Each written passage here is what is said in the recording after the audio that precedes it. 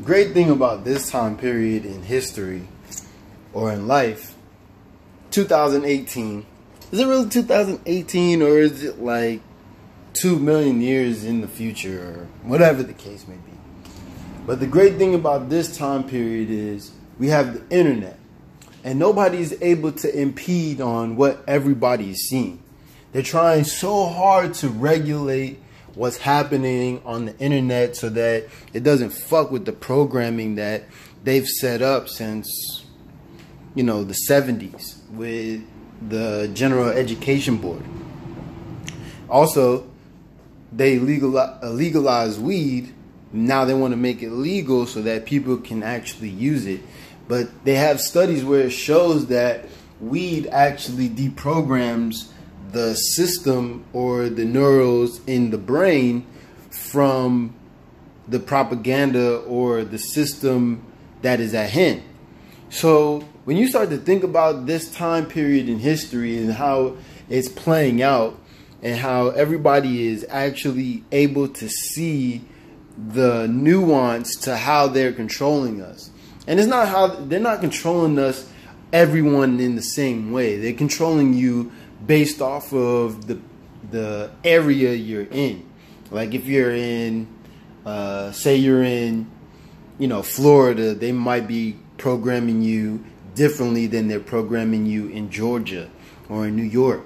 And then they use that programming to calculate how you're going to move or how you're going to think. And we're living in a great time because we're able to look at these things, learn how they work, figure out how to dismantle them.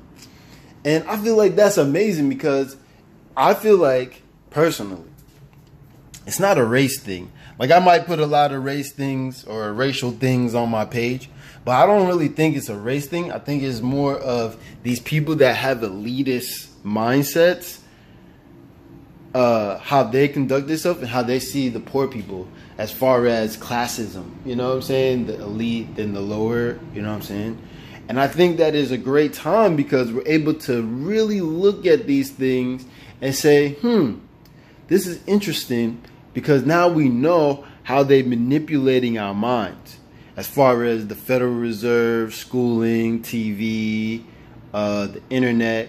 See, they actually thought that they could control people even more with the internet. I know they was ecstatic and enjoyed it. But you know what the first sign that they couldn't control the internet was? Napster. That was the first sign. I'm sitting there thinking about it now. I'm like, Napster had to be the first sign that they realized, holy shit, we can't control what these people do because they can hack in and distort things or expose what we're doing in real time. Because now think about it. If I go on the internet and I make a YouTube page, which I do have one, you should go follow it. It's Furious Truth Podcast. That's a shameless plug. You go on YouTube and you put up George Bush is part of the Illuminati and he knew about the World Trade Centers.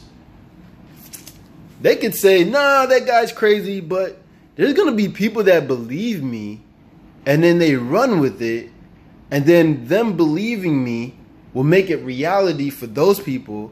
And then it would make it reality for those people that those people tell. And then you have millions and millions of people that believe something so cold-heartedly that now it's reality, even if it wasn't reality in the beginning. You get what I'm saying? It's kind of like the simulation thing when you really think about it. Now, let's get into this, right? What if the Bible was actually made up? Right? What if it was fake? Let's play with this. What if it was actually fake and just people believing in it so much changed the past to where it actually is believable, where books started to appear because people believed that this book was real, and then it validated a book that was actually fake. That would make this reality actually fake. I'm not saying that that's what happened. I'm not saying that I'm right. I'm not saying that I'm wrong. I'm just saying when you think about these things can actually be possible. It's like the Matrix having to fulfill what, you know, a group of people think. Like the rain dance. Like they was like, you know, multiple nations of indigenous people did the rain dance, right? And when they did the rain dance, the rain would actually come. That would mean that either the simulation or the Matrix, or let's even say the nature, had to fulfill what these people want because it was something that it's undeniable and everybody wanted it.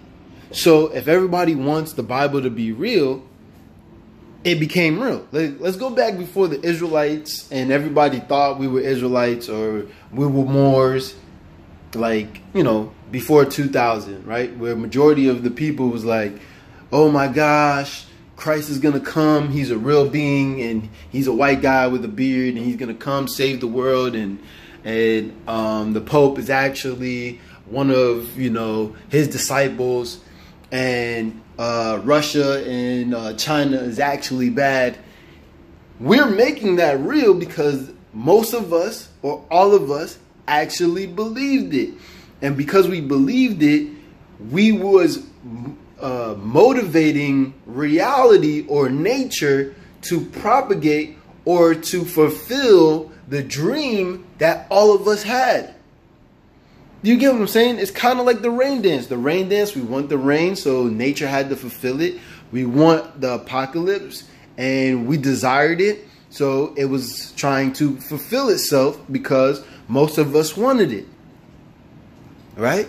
So now the Israelite paradigm starts coming, the Moors start coming out, and they're starting to put this truth out, which is, okay, all of that was fake. That's just something that was put out, and because of our consciousness, it's so real that it would make it real. They say, consciousness is like water. Stay with me here now. Consciousness is like water, right? Your thought is like the stream of water, right? Your words is the stream of water turning into the actual liquid of water. The physical attribute of your thought and your words being played out and manifesting is ice. A solid. That is how nature works. That's how this universe works. That's how this reality works. But if I was to sit down and tell somebody this stuff, they'd be like, that shit makes sense. Right? So you could manifest negative things as far as, oh, you're nothing, you never have money, you're always broke, you're always in drama, you love trouble, you love these type of negative things. And that's the type of stuff that would just happen in your life every single day. And you would just navigate through it because that's the type of things that you think about. Now, if you think about positive stuff, love, joy, peace, you always have money, you're always able to go travel, you're able to help other people to gain money or gain wealth or gain peace of mind or gain knowledge. And that's the life that you're going to desire, and that's the life that you're going to propagate, and that's the life that's going to end up being around you. That's how this works. That's how this works. So when I'm talking to somebody and I see that they're not at that level of consciousness that I'm at, I don't get mad. I don't get to the point where I think that somebody's dumb or think that they're less than me. I just understand that I was put on this earth to be a servant and to help people and guide them along this consciousness or this realm of understanding of this material shit, that I'm kind of excited because I know I can help people. Man, we live in a great time. We live in a great time. So me just saying to you, not only thinking it, but saying it out loud and then putting it forth, even if one or two people hear it, that means millions of people are going to hear it if one or two people hear it. So me just thinking it, then saying it, and then giving it to you is actually manifesting something in the future. And that manifestation of what my words are from my thoughts is, we're going to overcome what we're in now. We're going to break down the system of oppression through our seeking of knowledge and seeking of I don't want to say desire, because desire is, but our seeking of liberation will actually manifest a world of wonder and splendor. You know, where our children won't have to look over their shoulders anymore or go to schools where they feel like this is the end all be all. You know, I 100% believe that the future is greater than the present. And I choose to tell people this because this is what I see to manifest. I'm no longer beholden to religion that someone holds dear or the dogmas that people hold to condition the world in its paradigm of go to work, go to church, go to work, go to church. I think that we need to make our circles and our experiences a lot wider. Bring our friends a lot closer. Start doing things as a nation again. And I think that that's going to happen. I think that's going to happen. I don't care what people say. Oh, I don't. But I think it's going to happen. And I don't think it's going to happen because if I say think, you would think that I think that it's not going to happen. But I know that it's going to happen. Yeah.